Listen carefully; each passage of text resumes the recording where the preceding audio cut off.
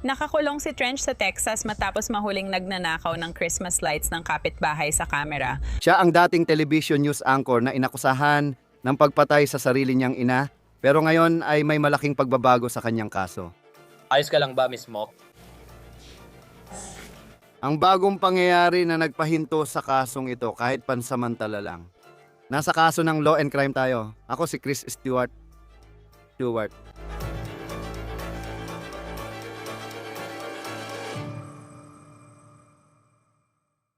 Sige, sandali lang bago tayo magsimula sa episode na ito ng On The Case.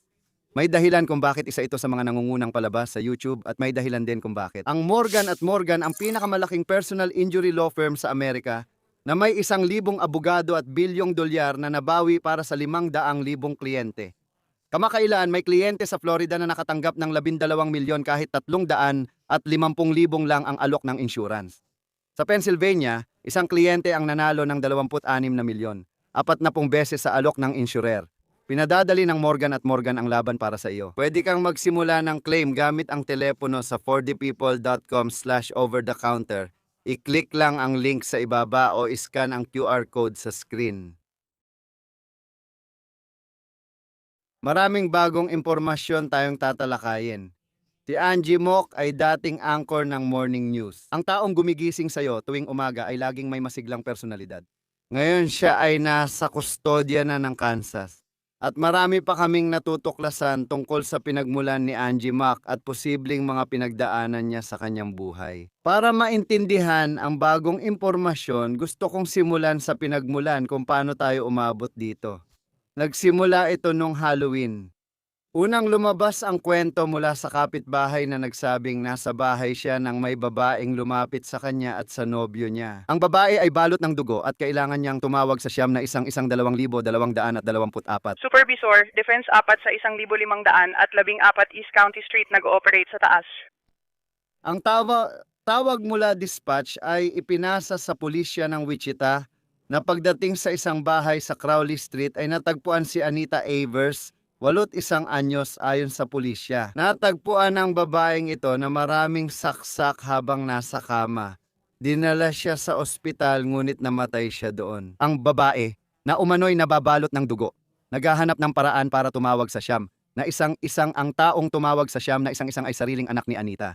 Ang pangalan niya, Angeline Mock. Siya ay 47 taong gulang na ngayon. Inaresto siya ng pulisya. Kinasuhan siya ng pagpatay sa ina matapos akusahang paulit-ulit na sinaksak ito sa kanilang bahay. Ngayon, kahit na unang sinabi ng mga autoridad na naniniwala silang ito ay isang planadong pagpatay, may mas marami pang detalye sa kwentong ito na lumalabas. At mukhang hindi naman talaga misteryo kung sino ang pumatay kay Anita Avers, gaya ng iniisip ng iba. Kwento ito na tumatalakay kung bakit ito nangyari. Tatalakayin natin dito ang bagong impormasyon tungkol kay Angeline, ang kanyang buhay, at posibleng nangyari sa mga nakaraang taon. Ang nakakagulat sa kwentong ito ay hindi lang ang mahirap intindihin at nakakagulat na detalye ng umano'y nangyari sa bahay. Nakakagulat din ito dahil sa kung sino si Angeline Mock noon. Maligayang pagdating, Angie Mock. Salamat. Excited akong nandito at gustong makakonekta sa inyo sa St. Louis.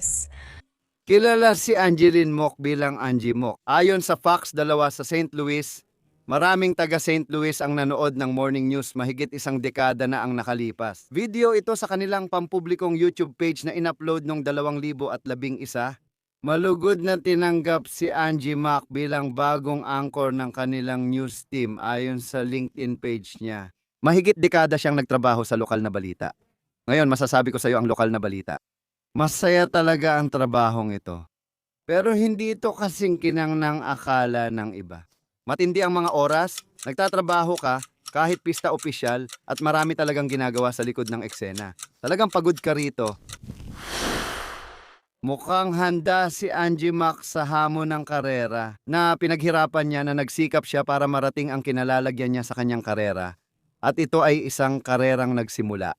Noong Nobyembre 2002, nagsimula siyang sports reporter sa maliit na Lincoln, Nebraska. Simula noon nagsikap siya at dumaan sa maliliit na lungsod gaya ng Rochester, Minnesota. Sandaling nasa Missoula, Montana siya bago lumipat sa Oklahoma City. At pagkatapos, napunta siya sa pinakamalaking lugar na pinagtrabahuhan niya at iyon ay sa St. Louis.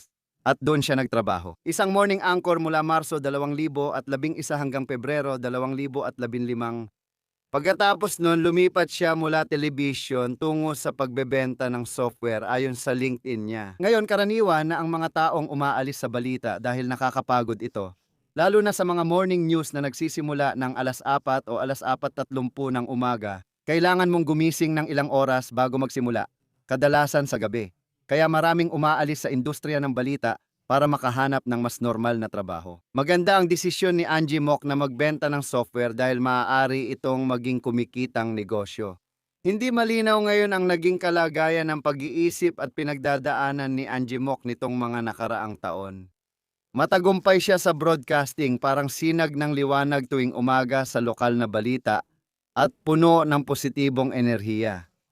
Ngunit may hindi inaasahang nangyari. Ngayon, malinaw na marahil ang kanyang pinakamalaking tagahanga ay ang sarili niyang ina, si Anita Avers. Larawan ito mula sa Facebook ni Avers at isa pang larawan ni Angie at ng kanyang ina na ipinost noong 2019. Alam natin na bukod sa pagiging ina ni Angie Mock, clinical therapist din si Anita Avers sa Wichita. Nagtrabaho siya sa larangan ng mental health, tumulong siya sa mga taong may pinagdadaanan tungkol sa mental health.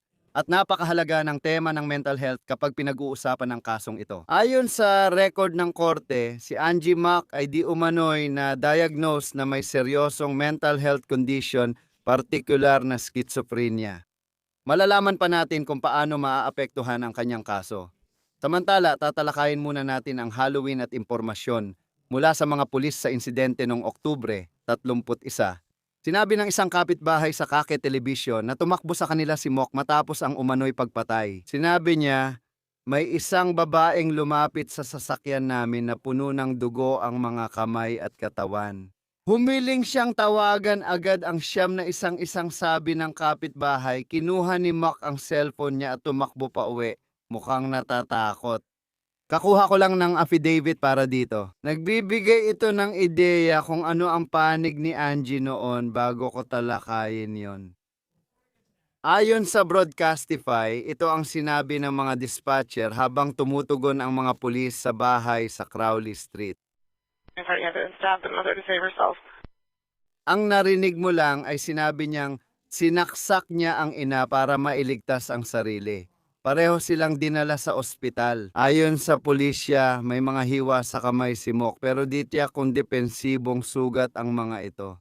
Wala kaming nahanap na dating kriminal na record kay Angie Mock. Makikita sa affidavit na ito na may bagong detalye itong inilalahad tungkol sa kaso.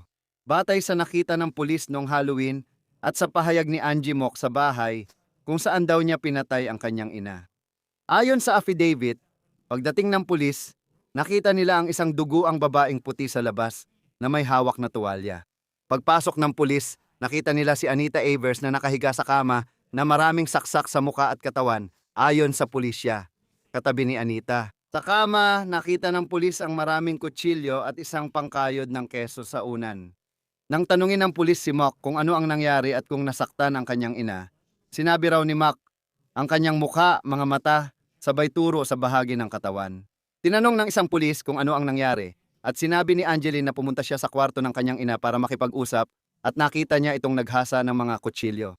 Hinabol siya ng kanyang ina gamit ang kutsilyo at nakipaglaban sa kanya.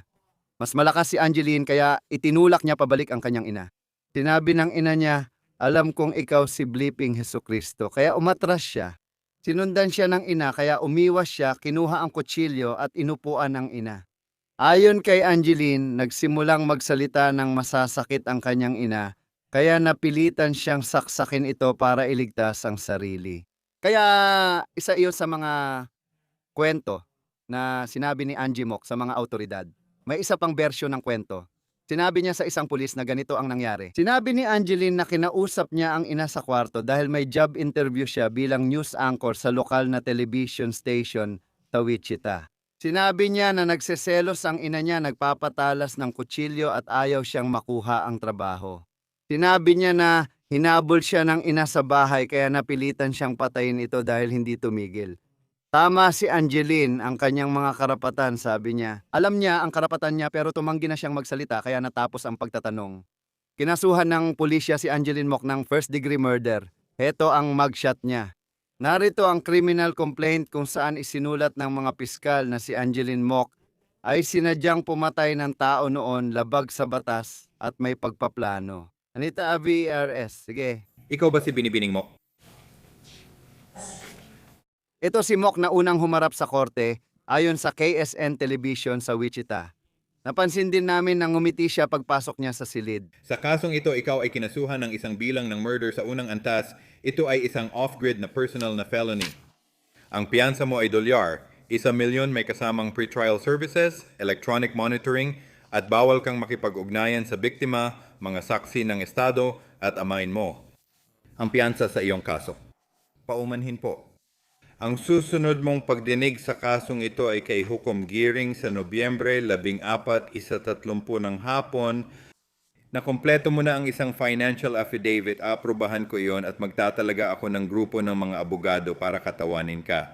Ang mga sumusunod, Ian Clark, Brianna George, Jacob Ladani, Randall Price at Philip White, ang mga abogadong kakatawan sa iyo. Ayos-ayos, salamat ngayon. Sa pagdinig, ipinagbawal ng hukom kay Mock ang pakikipag-ugnayan sa amain niya at sinundan ito ng paunang pagdinig. Nasa loob ng korte ang aming mga kamera kaya makikita si Mock na papasok, suot ang orange na jumpsuit ng kulungan. Napakaikli ng kanyang pagdinig, ngunit sa pagdinig na iyon may mahalagang pangyayari na naganap. Ipinaglaban ng depensa na ang kaso ni Mock ay kailangang tanggalin sa talaan, ibig sabihin ay hindi na ito aktibo.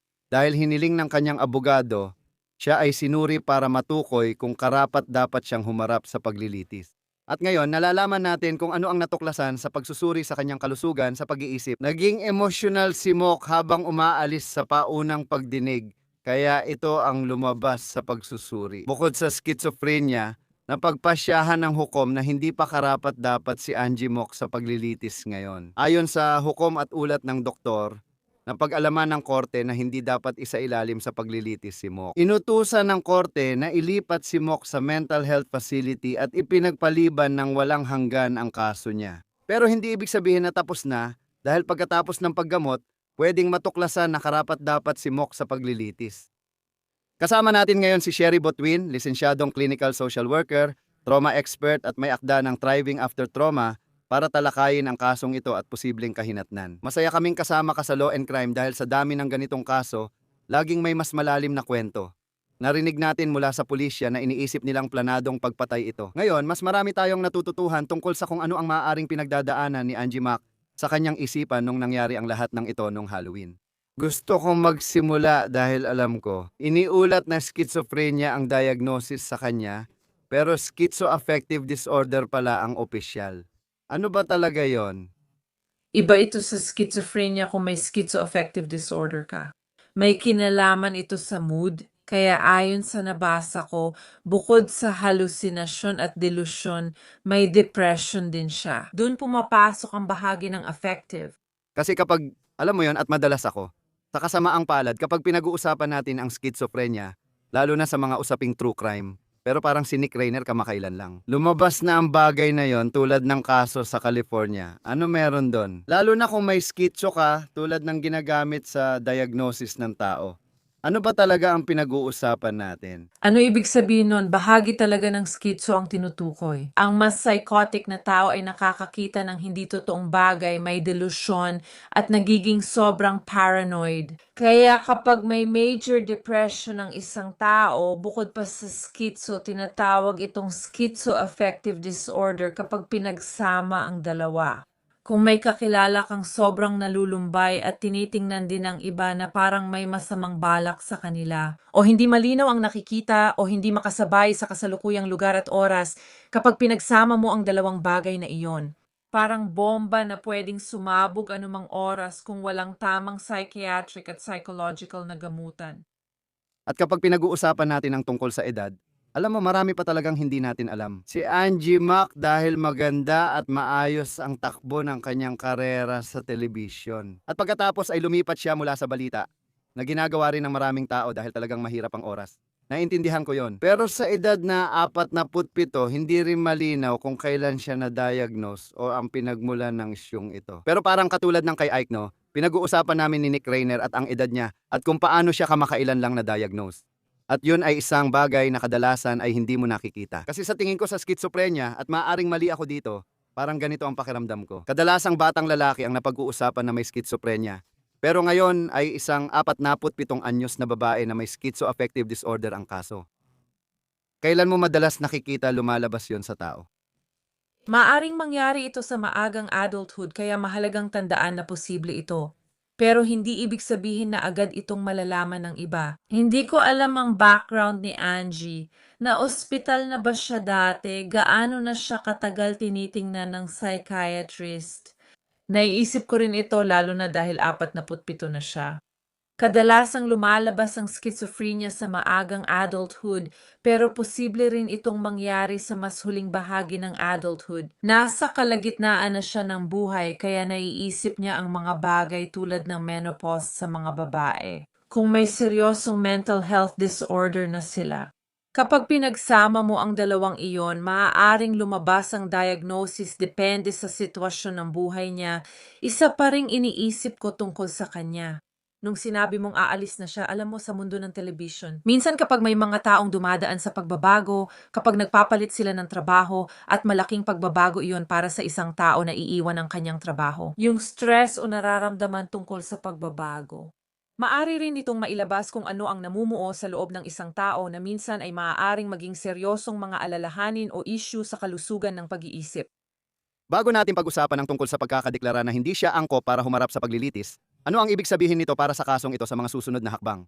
Sa unang beses naming basahin ang sinumpaang salaysay, dito namin nalaman ang sinabi ni Angie Mock sa mga investigador. Alam namin mula simula na gusto nila ng first-degree murder case at naniniwala silang planado ito. At pagkatapos marinig ang mga pahayag niya na medyo magkaiba, pero pagkatapos ay may mga binabanggit siya.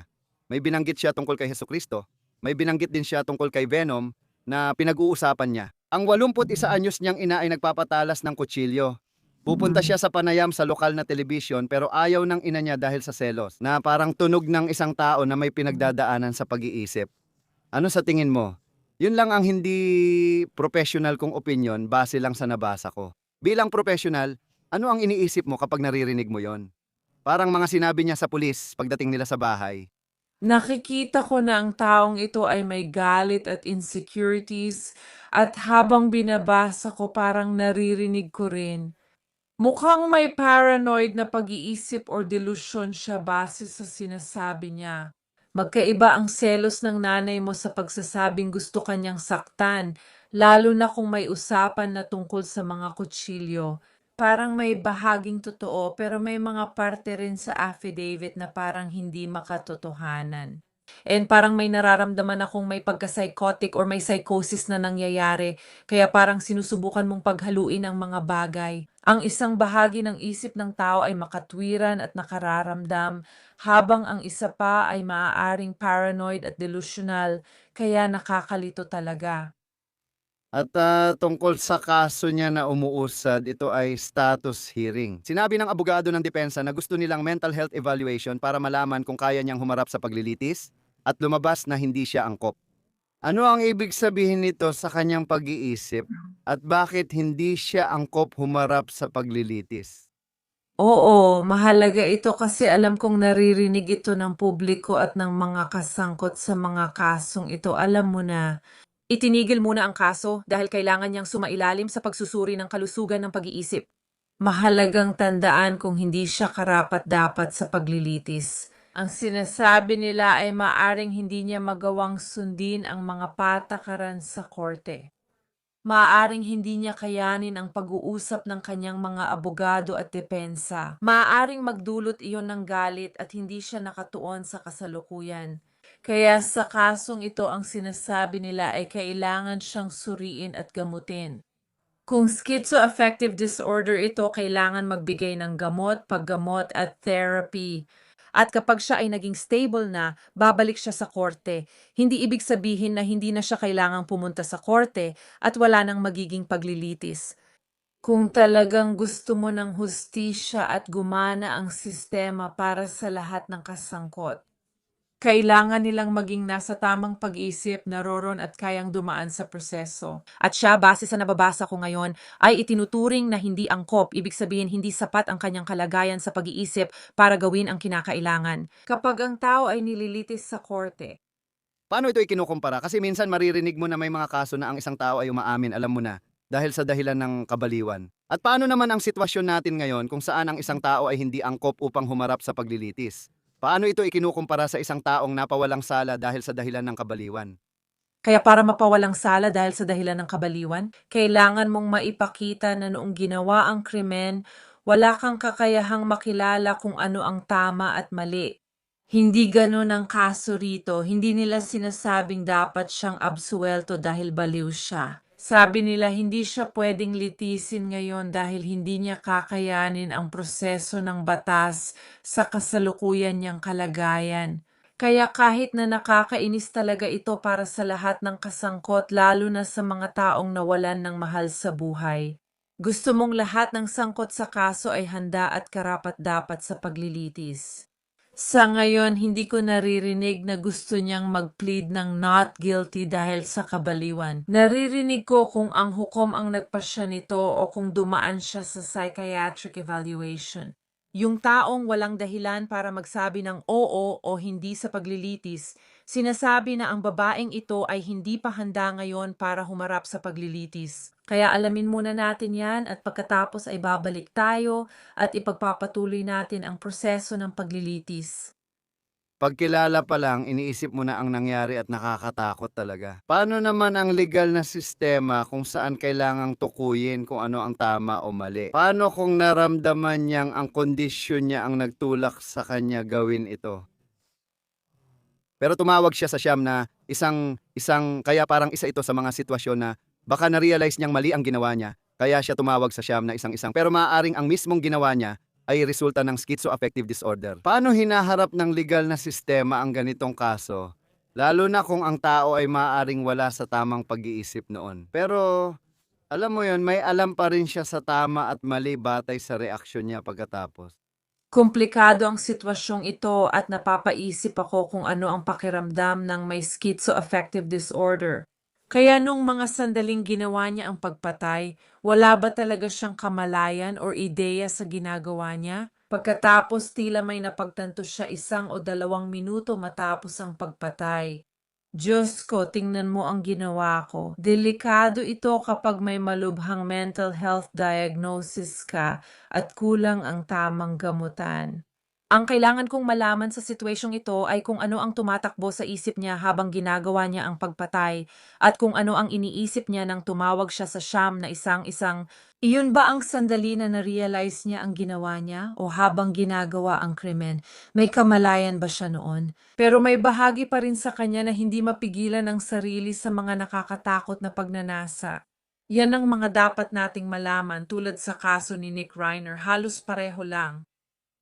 Isa sa mga pagkakaiba na naririnig ko sa pagitan ng dalawang kaso ay noong naririnig natin ang tungkol kay Nick pagkatapos ng krimen, naririnig natin na siya ay nakaupo sa isang selda. Ang tunog nito sa akin ay parang halos catatonic or parang blanco lang at parang wala talaga siya roon. Hindi ko alam kung ano ang nangyayari kay Angie at hindi ko rin alam kung ganoon din ang ipinakita niya pagkatapos. Pero talagang napakahirap ng kasong ito at hindi ito isang sagot na parang hindi natin kayang magdesisyon ikaw at ako, siya ba ay baliw or hindi siya baliw. Kailangan talagang magkaroon ng maraming pag-uusap na kailangang pagdaanan niya habang nakikipagkita siya sa forensic psychologist or psychiatrist at doon natin talaga malalaman ang totoo. Sigurado ba ang babaeng ito sa ginagawa niya o wala na siya sa sarili nang pumatay siya? Siya ba ay baliw at hindi dapat managot? Gaano kadalas sa ganitong kaso na, tulad ng sa kanya, hindi na siya karapat-dapat humarap at hindi na talaga magiging karapat-dapat humarap sa paglilitis? Pwedeng mangyari iyon kapag kasali ka na sa legal na sistema. Ngayon dadalhin na siya sa psychiatric facility. Maganda na may magbabantay sa kanya. Makikipagkita siya siyempre sa mga psychiatrist at therapist at siya ay mananatili sa isang lugar na may supervision at kontrolado. May mga tao na matapos gumawa ng ganitong krimen, hindi nakakakuha ng tulong sa kanilang mental health disorder. Sa ganong kaso, di natin malalaman ang mangyayari sa kanya. Dahil siya ay nahuli, tumawag sa siyam na isang-isang at kinasuhan ng pagpatay, magkakaroon siya ng tulong at malalaman natin ang detalye tungkol sa kanya at sa tunay na nangyari. Alam mo yon at alam mo siya ay magkakaroon ng tulong at sana ay gumaling siya. Kasabay nito, tila may banda rin sa kabila. Pag gumaling ka, kakasuhan ka ng pagpatay. Gaano ba kaawa ang kinikilala ng sistema ng korte tungkol doon?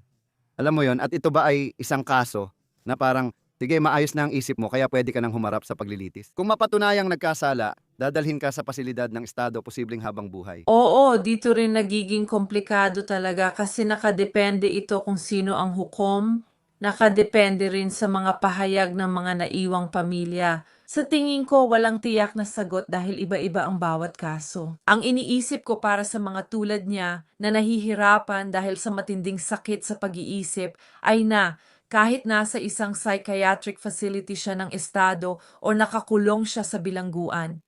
Kahit saan siya mapunta, kailangan niyang gugulin ang natitirang buhay niya kapag bumalik at naging maayos ang pag-iisip niya. Kailangan niyang harapin ang ginawa niya habang buhay. Hindi ko ito sinasabi para palayain siya sa pananagutan o dahil naaawa ako sa kanya. Binanggit ko ito dahil may mga issues sa mental health at hindi naman lahat ng may ganitong kondisyon ay gumagawa ng krimen. Pero ito ang dahilan kung bakit kailangan nating seryosohin talaga ang mga diagnosis tulad ng schizoaffective disorder. Kung hindi ito magagamot o wala kang tamang paggabay, maaaring masira mo ang sarili mong buhay o ng iba. Kaya naman kailangan ng mas malaking pansin ang mga issue sa kalusugan ng pag-iisip dahil mas kaunti sana ang mga ganitong kaso kung mas maraming tao ang may access at natuturuan tungkol sa kung ano ang schizoaffective disorder at ano ang dapat kong gawin kung meron ako nito. Sa tingin ko rin, lalo na kay Anita Avers na ang nanay niya ay therapist na sa larangang ito. Nakikitungo sa, alam mo na, mga taong maaring may problema sa pag-aasawa, sabi nga. O kaya naman, alam mo na, anxiety, depression. Hinaharap niya ito at may kakilala siyang may problema sa mental health. Sinusubaybayan din natin ang kaso. Naalala ko sina Rob at Nick Rainers at kung paano si Rob Rainer kahit gaano siya ka-successful, alam mo na.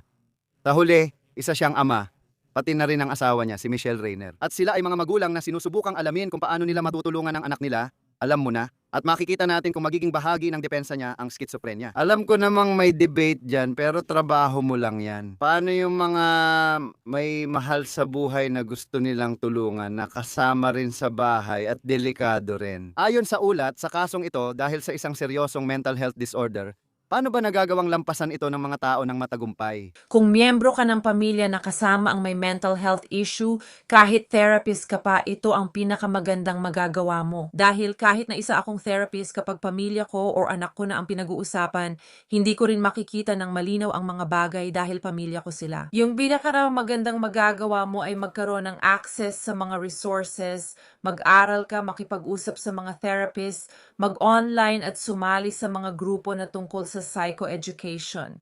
Mahirap kapag pamilya or mahal natin ang tao may bahagi sa atin na ayaw tanggapin ang totoo o yung hindi anak ko yan na iniisip.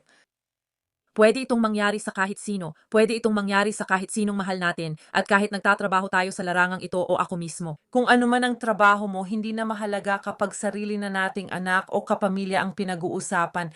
Lahat ng bahagi natin na may lohika. Nawawala ang lohika dahil ayaw nating tanggapin na ang mahal natin ay may mabigat na pinagdadaanan.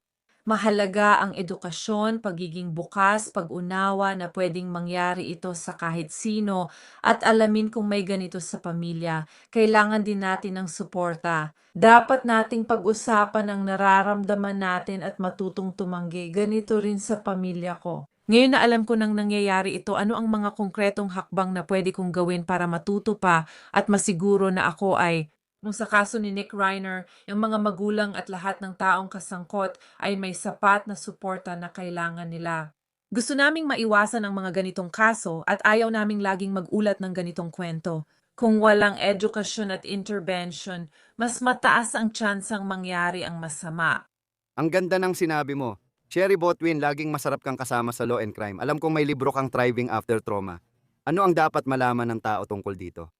Gusto ko lang iparating na ang trauma ay pwedeng magdulot ng iba't ibang masamang epekto. Ito ay tungkol sa pagtanggap at pagpapakita ng iyong tunay na sarili.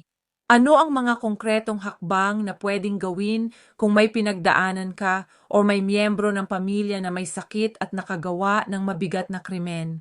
Ano ang mga konkretong hakbang na maaring gawin ng mga tao para magpatuloy sa buhay kahit pagkatapos ng mga malulupit na pangyayari? Oo, mahirap talaga ang kasong ito sa Wichita, Kansas. Kasama natin si Sherry Botlin, isang clinical social worker at trauma expert. Salamat sa iyong pananaw at pagsama sa Law and Crime. Salamat din sa pag-imbita sa akin.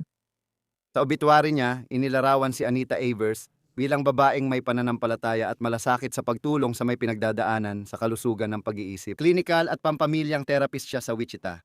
Ayon sa talambuhay niya, dalubhasa siya sa paggamot ng matatandang may depresyon, pagkabalisa, spectrum at mood disorders, trauma, at mga issue sa relasyon gaya ng magkasintahan, mag-asawa, alitan sa pamilya, pagtataksil at diborsyo. Napansin namin sa kanyang obituary na isa sa mga naiwan niya ay ang anak niyang si Angeline Mock. Yan na po ang pagtatapos ng On The Case mula sa Law and Crime. Mag-subscribe sa YouTube, Spotify, at mapapanood na rin sa Peacock. Ako si Chris Stewart, magkita-kita tayo sa susunod.